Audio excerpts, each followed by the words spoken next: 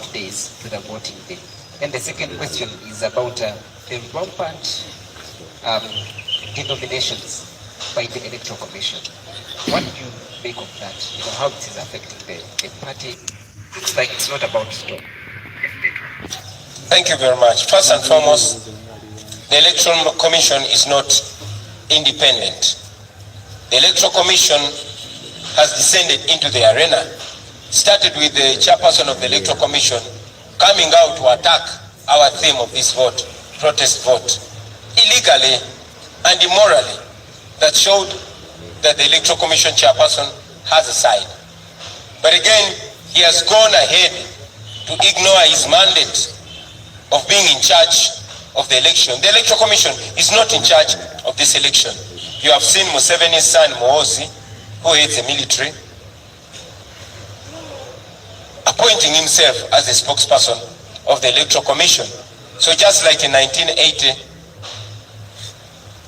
the 2026 election has been largely taken over by the military, but by the strong will of the people, we shall persevere. So about the readiness of Mr. Byabakama, that is his question to answer. But we say he is not to be trusted, the Electoral Commission is not to be trusted, but good enough, Article 1 of the Constitution places all power in the hands of the people of Uganda. About the rampant denomination of our people, that again goes further to show not only the illegal behavior of the Electoral Commission, but the bias. You have seen our brother, the Honorable Warukaga Matthias, denominated. Even when the High Council, the Council for Higher Education,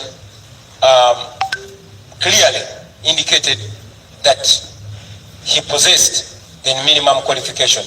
But the one Rashande who stopped probably in P2 has not been denominated. The same has happened to 7 of our candidates, 8 now of our candidates being denominated across the country, leave alone those that were denied the nomination, like Comrade Alupo Masse. You have seen that the Electoral Commission is being used by those that are in power. This is a very, very embarrassing move by the Electoral Commission.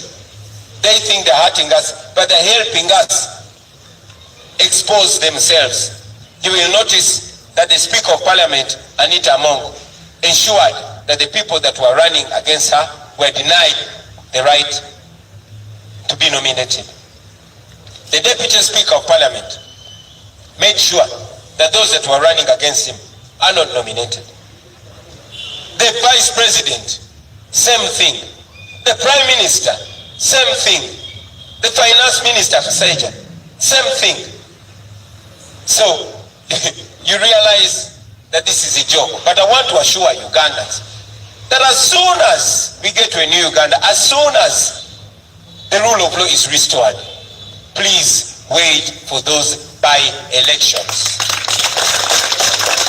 The people of Uganda deserve and indeed will have the right to vote for their leaders, and they will not have stooges imposed on them.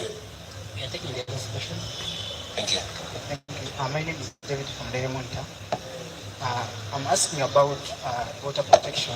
Sorry, maybe before you ask that question, I will also add to that answer that shamelessly, some of the candidates have been coerced, others bought out to the tune of 500 million each. Imagine a government, imagine an old man in his 80s who prides himself having fought for democracy, buying out candidates, to the extent that some of our candidates were arrested, put in prison, and intimidated, then they reached out to them in prison. Shame on you, Museveni. Please go on with your question. There is a request from Muhim. The question is about...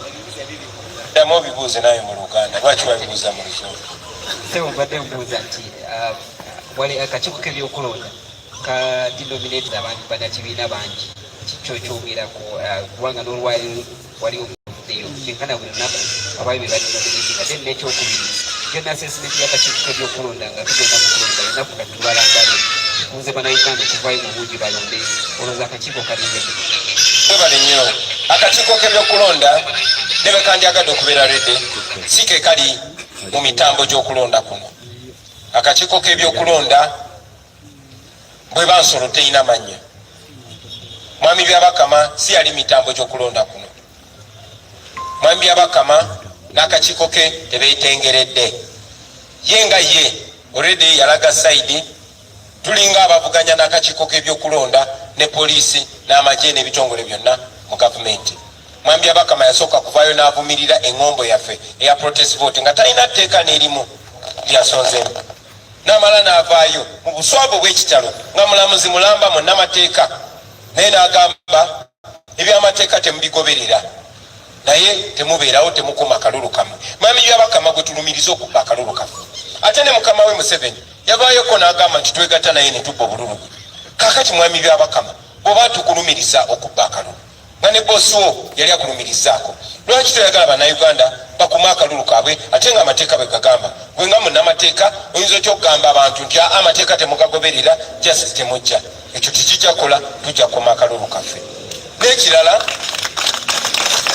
muze mulaba nti amagye galinga gawamba okulonda kuno okufaananako ng'okulonda okwalo ku 1998 amagye bwe gawamba okulonda. Mutabani wa Museveni nga yakulira amagye yeefudde omwogezi w'akakiiko k'ebyokulonda neera nga bwe tuze tugamba amaanyi g'abantu bonna gajja bayinga.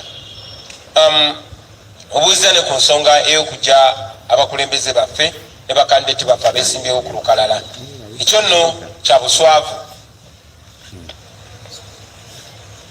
Muze mulaba ng'abantu baffe babajja ku lukalala. Mwalaba Honorable Mathias Walukaga bwe bamujja ku lukalala ne bagamba talina buyigirize bumala, ali ku university nga n'ekakiiko ak'okuntikka akekebejja ebyobuyigirize kawandiika ne kakakasa nti Walukaga alina obuyigirize obwetaaga okwesimbawo, naye nejasomera nabo ne bawandiika naye akakiiko k'ebyokulonda ko ne kagamba tasaanidde. Akakiiko ke kamu kakkiriza Lwasande eyakoma mu Bittu okwewandiisa ne bamunominatinga bagende yesimbewo kuba MP. Tekikomyawo mu kulonda kuno obuswavu bwongedde okulabika mu nkola ya Mwami Byabakama n'akakiiko kakulemberako ebyokulonda. Abakungu bonna mu gavumenti ya Museveni yamulagira nti tebabaako ababeesimbako, kubanga mu kulonda kwa 2021 bonna twabawangula ba vice presidenti ba minisita twala tugende. Kakati yatidde okuswala kuno kwe kusalawo sipiika we Anita Amongo ogwe mumanyi bulungi omubbi teyesimbikako, n'asalawo nti vice president we Jessica Lupo teyesimbibwako era abaali babeesimbyeko ne babagaana okwesimbawo. Nti prime minister we Nabbanja gwe mumanyi obulungi nti naye talina kwesimbibwako. Ti minisita we ow'ebyensimbi ne deputy speaker tebalina kwesimbibwako era abaali babeesimbyeko ne babajja ku lukalala. Tebakomaawo mu buswavu bw'ekitalo nga bakozesa sente z'omusolo bagenda bagula abo bakandideti baffe abeesimbawo nga buli omu bamuwa miliyoni 5 nga kwe kuli n'abo abaali baganye ne babakwata ne babassa mu kkomera ne babasanga mu kkomera okubakirizisa ebyo. Ekyo nno kyongera okulaga obuswavu bwabwe, naye era njagala mumanye nti bannayuganda oluvannyuma lwa byonna bagenda kuwangula. Mwebale nnyo mu My name is David from Diamondta. I have a question concerning your strategy of water protection. Because you have talked about Beat Chat, the app that you use to communicate, given the fact that you may have internet disruptions. The first question is this app going to work on a presidential or even at MP level? Then the second question, how is it going to be different? Because you are saying even in 2021 you had another application like in this regard. So explain more on your strategy to ensure that you have different results as in line with disabling 2021 elections. Thank you so much. Thank you very much. Did you ask 2 questions? Please repeat them. The first one was about the app. The first one was explain more. The app, is it going to work on only presidential standard or even at MP? Thank you. I'll answer one question at a time. The Beat Chat app is not only for the presidential. It is for all youth. We are only advising Ugandans to find alternative means of communication. And this is not only limited to Beat Chat. Beat Chat is what is available, and we are encouraging people to learn it, use it, and get accustomed to it. It is not only for presidential, also for parliamentary and other levels. It is not ours. And we also encourage even NRM people to use it, because we want people to defend their victory. We want people to defend, to protect the vote.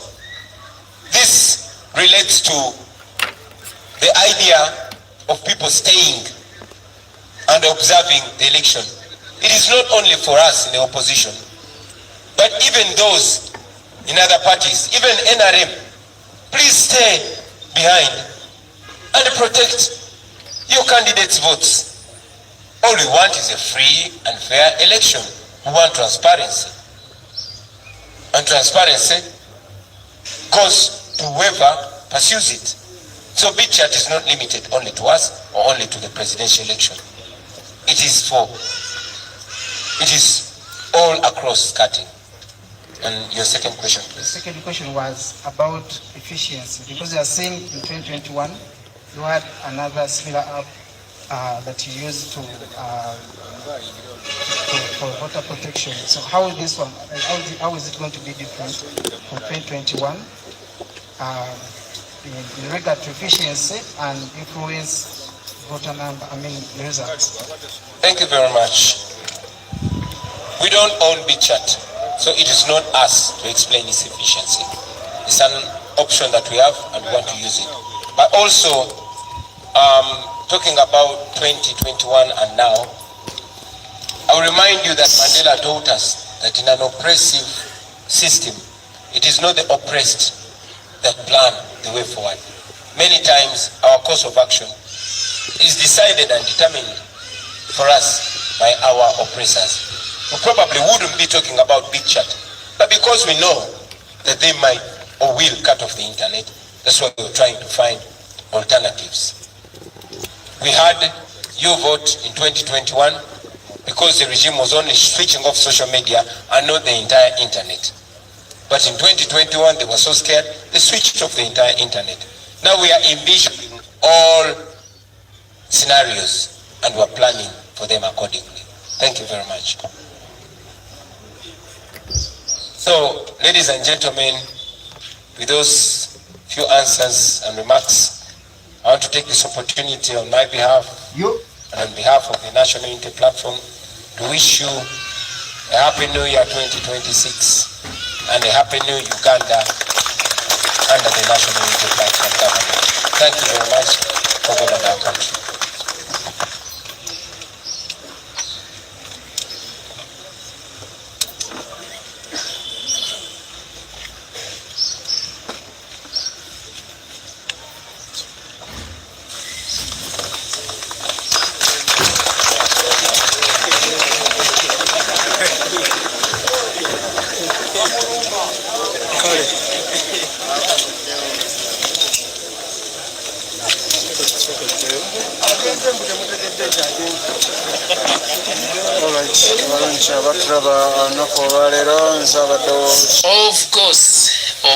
Of course, Muganda wange byo nobiwulidde